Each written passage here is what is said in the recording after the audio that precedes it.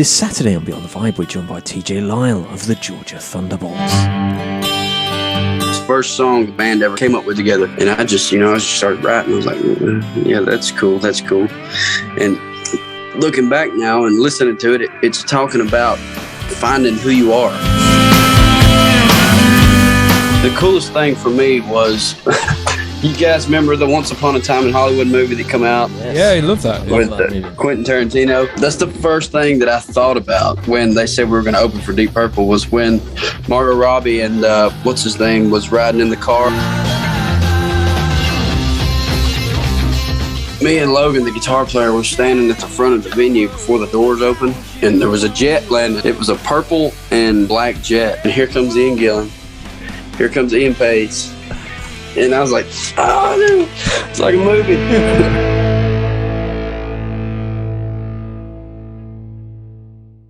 Thanks for having me, man. No, fucking killer. We both, the album was in our top 10 albums of the year. Yeah. Last year. That's awesome, man. It was killer, man. So, yeah, it's very cool. Yeah. I appreciate that, guys. Yeah, we had a good time making that thing. It was a good experience for all of us, but I think now we're ready to make the next record. That's the figure that already moving on. Oh yeah. It makes you feel a little bit bad, but as soon as you start writing new material, it's like, nope, disregard the old. Exactly. But this one will definitely always be special, because the first one will always be special because it's helped us make such great relationships with fans, new fans and stuff, and it's unreal what this album has brought us so far, and like we don't ever want to get away from that, always engaging other people, that's so special to me. No, that's it, brother. We're here with TJ of the Georgia Thunderbolts. Thanks for taking the time to chat with us, TJ. Thank you for having me. I appreciate it, brother. Now, of course, with the band being named the Georgia Thunderbolts, you guys hail from the state of Georgia. I mean, growing up for you, what was it like, and what first attracted you to music?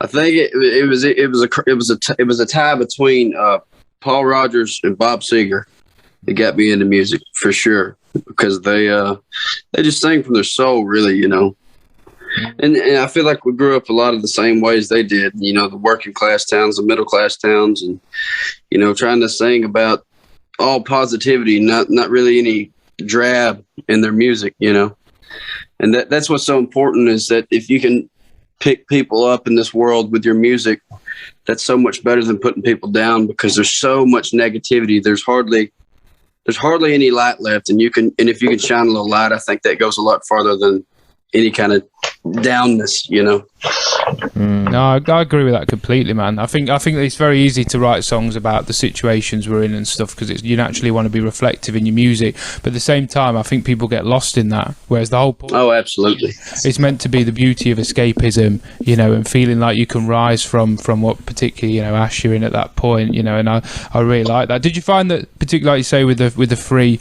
sort of Paul Rodgers vibe, did you find that related with that working class of growing up in Georgia? Did you feel yeah, I did, really, because it was just, everything he wrote was positive, and I've lived a pretty hard life as anybody has growing up, and trying to work and make a living. It's been better than some, and better off than some, but I mean, still, you see the in and outs of everyday struggle, and you're like, well, man, it'd be cool if nobody had to do that anymore. It'd be cool if everybody could just equally be well off, it'd be nice, but it's just not possible. But yeah, that music always picked me up for sure. That was a very important thing to me, is like Bad Company and Bob Seger, because they wrote about real life, and that's what I enjoy for sure. No, that's it, man. Do you remember kind of looking back, and as you was growing up, was there a first gig or a first band that really kind of hit a chord with you?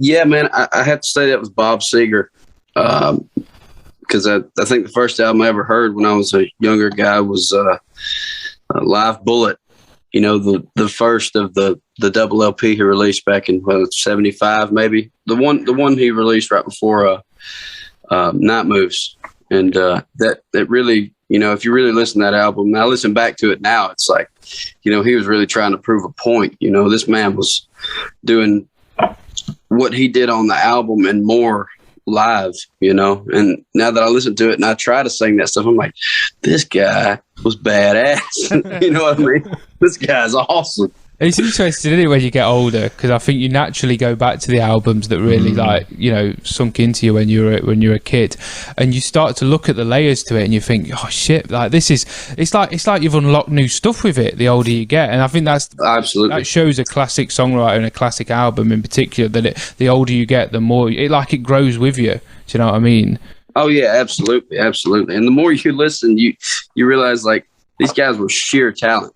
You know, there wasn't no faking that, you know, that they were just. I always find myself a little bit in awe of it, TJ. Like, it's a little bit scary, you know, when you're in a band yourself, because it's like, because you're obviously aiming to reach these heights, you know, or at least try. Oh, I know. Because that you naturally put your pressure yourself, and you're thinking, "Fuck it out, what am I going to do here?" Like, but it's good. Yeah. It focuses you, man, and it pushes you, you know. And it does. And I think if you set the bar higher, to me, I set my bar really high. So if I'm not 100% every night, I'm always beating myself up trying to do better. But I feel like if you have the mentality where you can put more stress on you, then you'll have somewhere better to land if you don't reach that goal.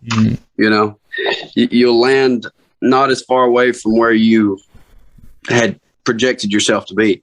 But you just got to work for it. That's the biggest thing is you've got to sacrifice family time. You've got to sacrifice friendships, relationships. But in the end, I mean, it gives you something to write about. You know what I mean? Yeah.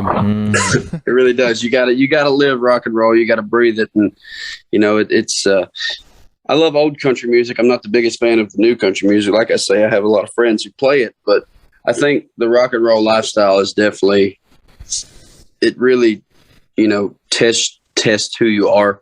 Yeah, 100%. Yeah. And, you know, starting out 15, 16 years old, being on the road, and 25 now, you know, just been doing it for probably close to 10 years. I mean, it's not far from 10 years, but I can't remember a time before it. You know what I mean?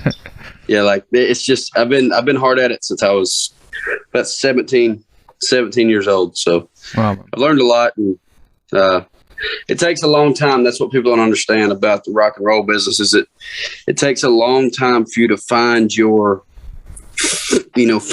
own path, because there's so many that's been done. Yeah. But once you find it, you're like, yeah, I want to do this. You know, I want to do this forever. This is awesome. Speaking of finding your own path, of course you guys formed in 2015. Did you always have like a clear identity and sound that you wanted to get from the beginning, or was it kind of a more experimental process? Yeah, it was more experimental for me because I didn't know if I wanted to.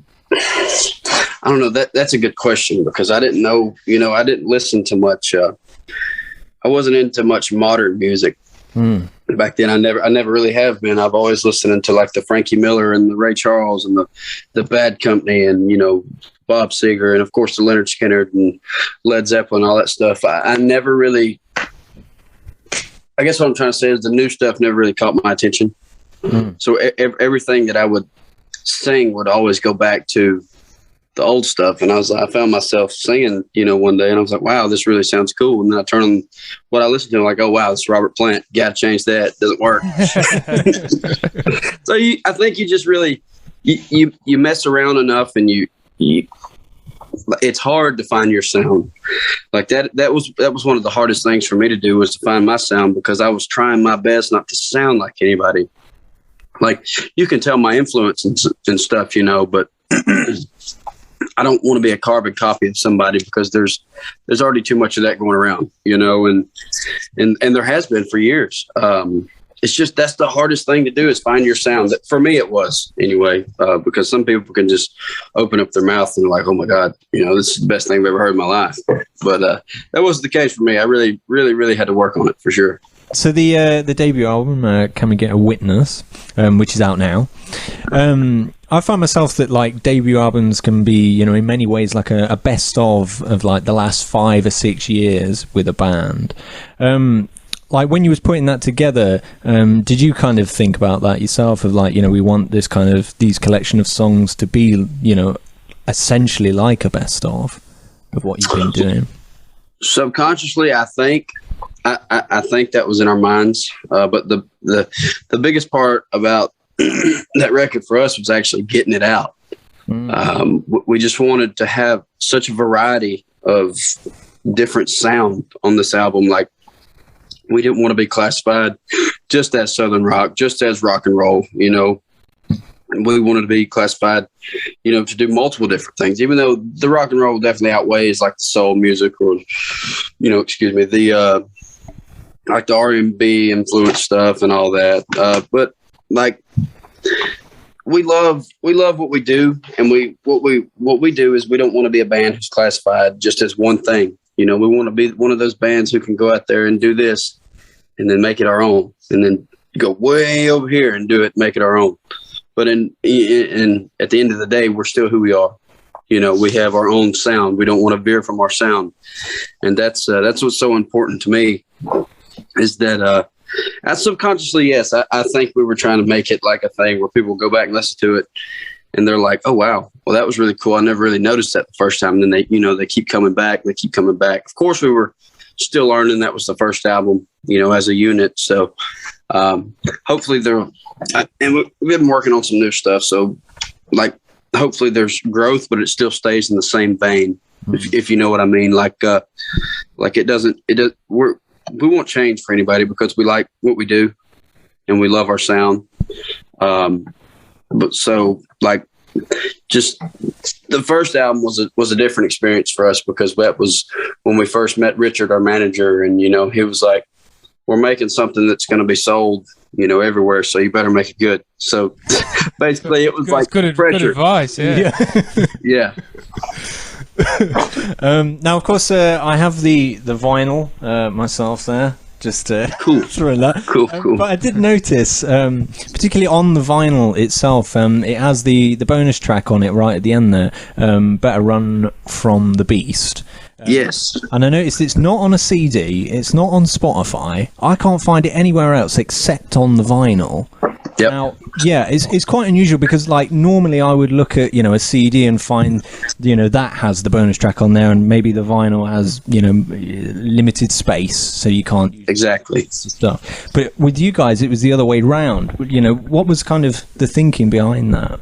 Well, I think that, you know, everybody can get a CD these days, and, you know, not as many people around my age or younger than me know honestly too much about vinyl anymore. You know, over here anyways, they don't. I mean, there's a guy uptown, he owns a place called Rock and Shop, and he's actually pushing, that's all he sells. He's called Rock and Shop Vinyl, and that's all he sells is vinyl. And it's really, he told me the other day, he sold out of our vinyls to kids a bunch of times, and that really makes me happy to think about, is because you can easily get CDs.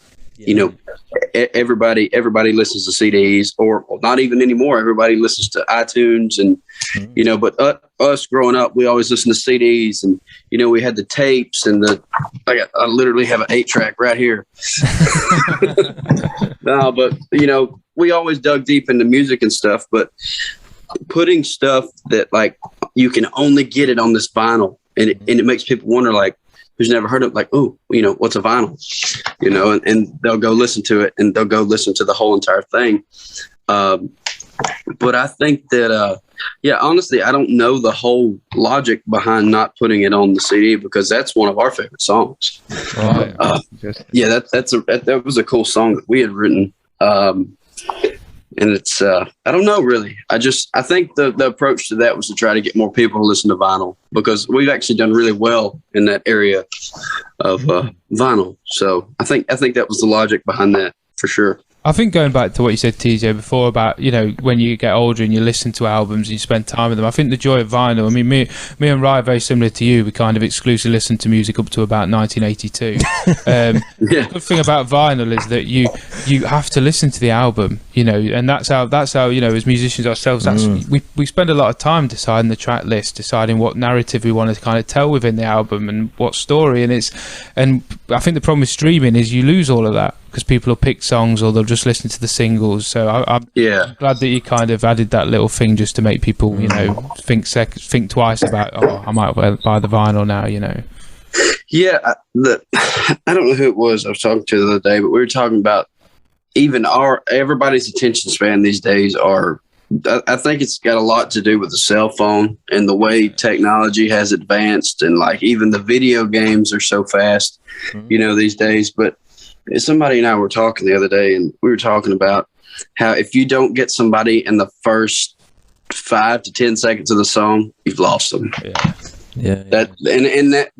That kind of makes you feel like, well, what's the point of releasing songs anymore? But I mean, I still think there's a crowd out there who wants to listen to those CDs and who wants to listen to those vinyl records and wants to actually sit and listen to the whole thing. Because I've had a few people, my age come up and buy those records, and I'm like, oh wow, you really want to buy this? That's awesome. No, definitely. I think there's a revolution being led, of people like ourselves that want to do that. Now, obviously, you said around, you joining up with your manager sort of around the time of your when your EP came out, which featured some of the songs that obviously ended up on the debut album. But of course, you also signed to Mascot Records. Me and Ryan are aware of them because obviously Chris Barris over here is signed on Mascot, who's obviously toured with Blackstone as well. Yeah, absolutely. Obviously, got a massive fan base over here. How did that change and elevate the band, TJ? How did you feel within the band? That was it the next chapter kind of opening up at that point? Yeah, really it was, because we, Richard, our manager from the Kentucky Headhunters, his son is the drummer for Blackstone Cherry. Right. And, we had met John Fred from working with Richard, and we had met Chris and Ben, John, the rest of the guys. We'd met all those guys, but to actually be out on the road with those guys and being able to call those guys friends and mentors and guys we look up to, it's like, whoa, it's a whole different ball game. And us playing with those guys gives us the credibility to go out and play with bands like we played with 2 weeks ago, like Deep Purple. It's unreal. That's like, we still haven't got over that. It's kind of like in shock about that. I'd be like buzzing and I can't even play anything. I'd just be happy to be there. The first lick of the organ and I was just paralyzed. I was just sitting there. I was like, I can't move. This is ridiculous. Imagine being just starting out and then opening up for Deep Purple and being able to stand, side stage and just... we're not worthy. You know what I mean? It's killer. About that. I think Mascot feels like it's the perfect platform for you guys at this point. Definitely. It created me, a platform for me and Rye to get into the band. And I think Blackstone are a fantastic example because they kind of sowed the seeds for that next generation of southern rock. To be successful again. They were massive for us. Sort of around when that first album came out. It was sort of killer, man. Yeah, man. They're the best guys too because they treat their crew as equal, and their crew is like them, and they're the nicest people to be on the road with, and they will do anything they can to help take care of you. And that's what's so special about being out with people like that is they kind of they want to see you succeed, and they want to help you, and that is like the most rare thing this day and time. And we wouldn't be where we are today without Richard Young and the Headhunters and without Blackstone Cherry. That's just set in stone. We wouldn't be anything we are without those guys today, for sure. That's cool, man. When it comes to the lyrics, I've found them to be like very kind of real and relatable, particularly with the songs "Looking for an Old Friend" and "So You Want to Change the World." Could you maybe tell us a bit about those songs and kind of the meaning behind them? Yeah, "Looking for an Old Friend" was basically, I wrote that one. Let's see. We all got together. That was the first one we all came up with together. Subconsciously, that song turned out to be that way. I had no idea what I was writing about. I had no idea what I was writing. That song completely turned out, though. That is as innocent as a song gets because that was the first song the band ever came up with together. And I just started writing. I was like, yeah, that's cool. That's cool. And looking back now and listening to it, it's talking about finding who you are, and I think that's the wildest thing because I had no idea what I was writing about at the time. And I'm one of those guys that thinks everything happens for a reason, you know? Yeah. And I think looking back on that now, it's really shaped me to really think about what I write from now on. I'm constantly thinking, I'm constantly writing, and change the world. Change the world was just about, you know, I'm a guy who likes to bring people together. I don't like anybody being left out. You know, I was one of those kids in school where, you know, everybody's included. You know, I don't like people being left out. I don't like people being mistreated. I want people to come together, because if people could come together, there's not a power in this world that can stop what you wanted to do. You know what I mean? Mm. And if everybody was on the same positive page, we could get so much more done. I mean, that's basically all it is, you know, and just about people getting along. I hate to see people arguing, you know, and I don't know. It's just, that's really what that song meant to me, was coming together and change the world, because we know everybody wants to change the world, but I guess they don't know how to do it or which way to approach doing it. And I think just having a good attitude is your foundation. You know what I mean? Yeah, I get it. Yeah, I felt it was just kind of when I listened to it, it was like, this is the perfect time for these songs to come out. You know, well, that's awesome. It's in this kind of thing, and it's, you know, I think particularly with rock music as well, it's easy for you to kind of fall into those darker territories, isn't it? You feel people get lost in the idea that it comes with the territory, whereas it doesn't at all. Like, the whole point of rock music or any type of music is community and love and sharing a collective vibe that you're all together on. You know, and absolutely. The more you can try and empower that through writing awesome songs, I think that's the key. Yeah. Definitely, man. That's kind of one of the big reasons why I just found this album really refreshing. You know, it's not dark and dour all the time. You know, it has really positive messages, and I just really vibed off that one. Yeah. Well, I appreciate that. That's what I really try to aim for, because I've seen a lot of hardship growing up, and I know the rest of the guys have too. But I just, you know, everybody in this life has been through something, but I want to be the person that can say, look, you're not alone. You don't have to do this alone. You'll never have to do this alone. And, you know, just try to pick people up through that. Just, that's why the older I get, the deeper I try to rap, but the more on the surface it is, where everybody can relate, you know, because that's what's so important. If you can touch everybody, then you've done something, you know. Yeah.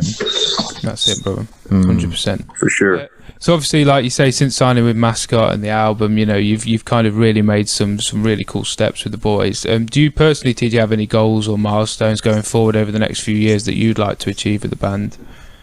I would love to get to the UK. That's definitely a goal for us. Is I think we were supposed to come. Oh gosh, I think we were supposed to do. There's a Ramblin' Man. There's a festival. We were due to play that as well, man. You know, we were psyched when we saw that you guys were on the bill. You know. Yeah, we were on that. Then COVID happened, and then that really put a fork in things. But yeah, that's definitely the goal. I know that we have been told to get our passports, so something may be, you know, and I'm the last one that hasn't got them. So if it all falls through, it's all my fault. You guys can blame me. Left behind. Yeah, I'll take a ship. How's about that? Yeah. No, but I think there's plans to head over there, and I think that hopefully hopefully maybe with Blackstone Cherry, hopefully with Deep Purple. Who knows? You know, either win-win. Yeah, just coming over there in general, man. I think that would be life changing for us, because if you like knew the size of the town that I was from, you'd be like, "Whoa, this dude literally lives."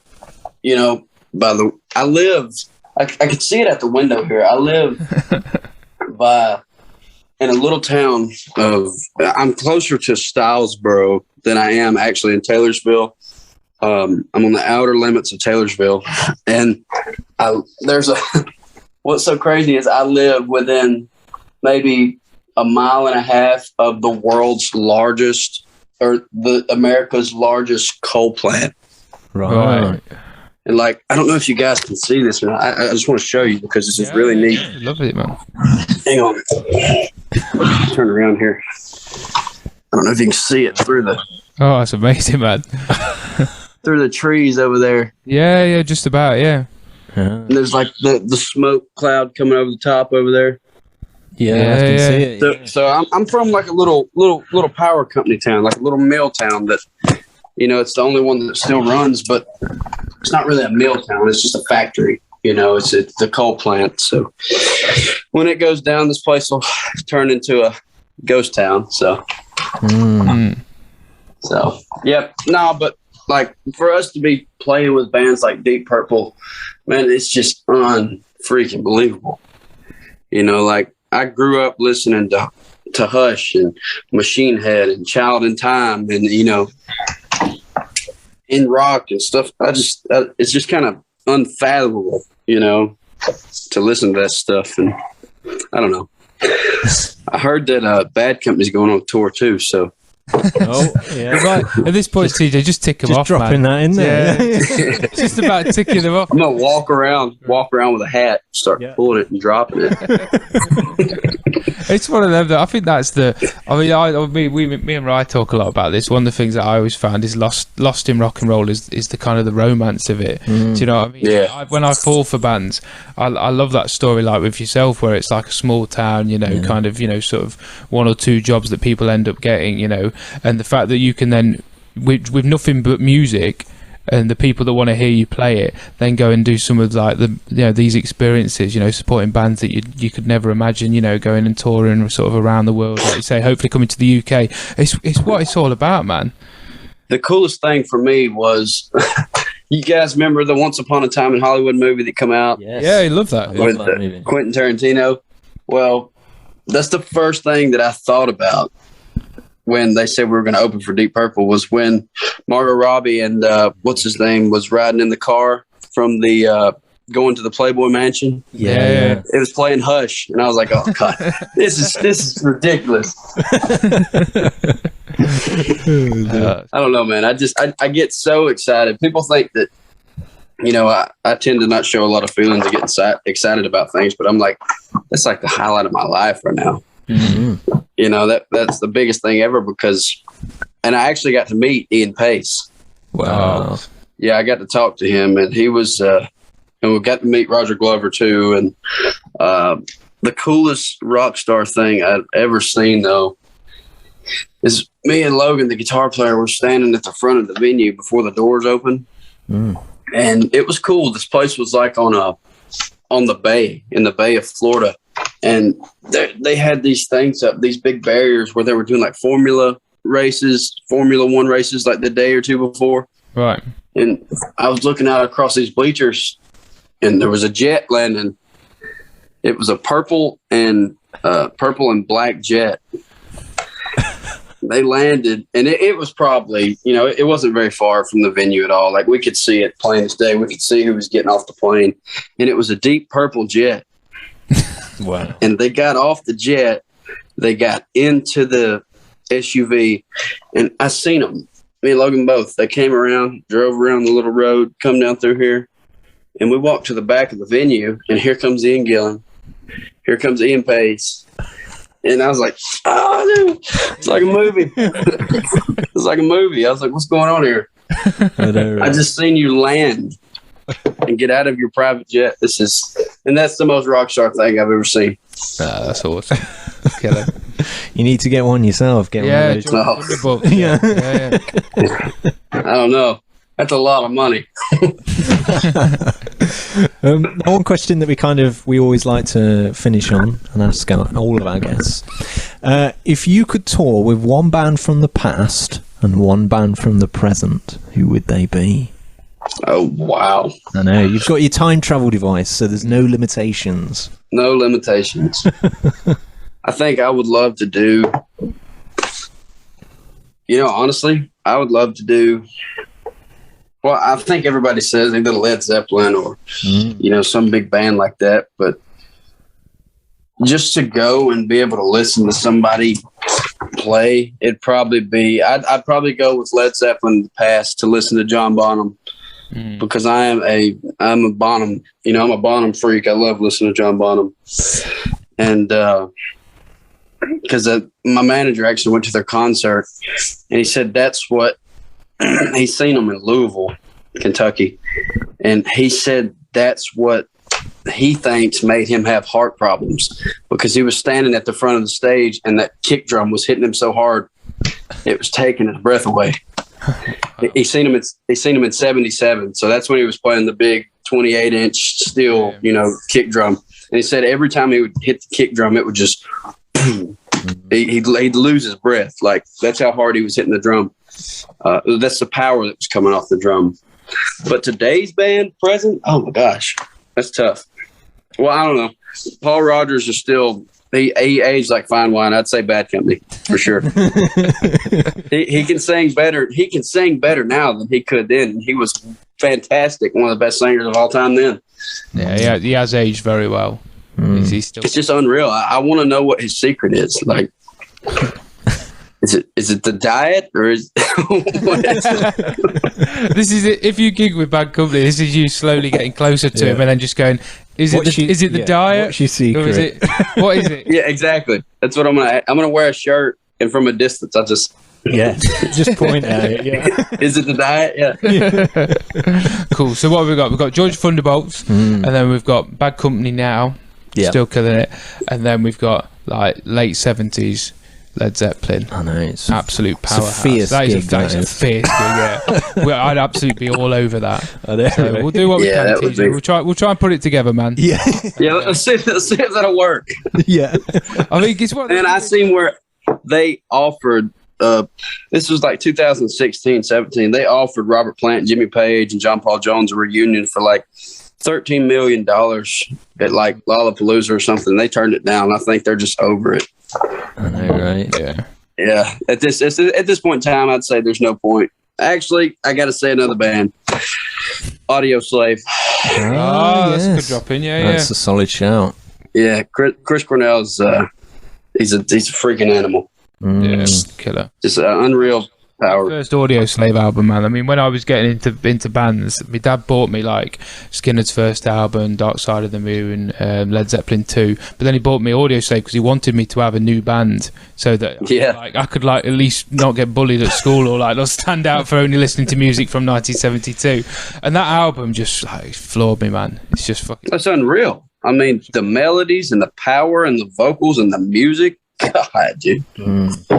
That's some of the best vocal work, like just raw vocal work that, like just the power, just the sheer power of, like we were talking about the hard music earlier, like, the dark music, that's Soundgarden, that's Alice in Chains, all those lyrics are, but he was writing about his life. So whatever he knew to write about, that's what he wrote about. That's it. TJ, thank you ever so much for your time, brother. Yeah, it's been very cool, honestly, really enjoyed it, man. And if you ever thank you guys for having me. I hope we can do this again, man. Say, if you ever come over to the UK, we'll be straight out there, man. Straight out. Oh yeah, absolutely. I have to do it in person, 100%. Yeah, absolutely. Looking forward to any new music, and for people that haven't checked out Georgia Thunderbolts, what are you doing? What are you doing, man? Get involved. Make sure you check them out on YouTube. Buy the vinyl for the secret bonus track. Keep the vinyl alive, and we'll see you soon, brother. Thank you so much for your time. Thank you, guys.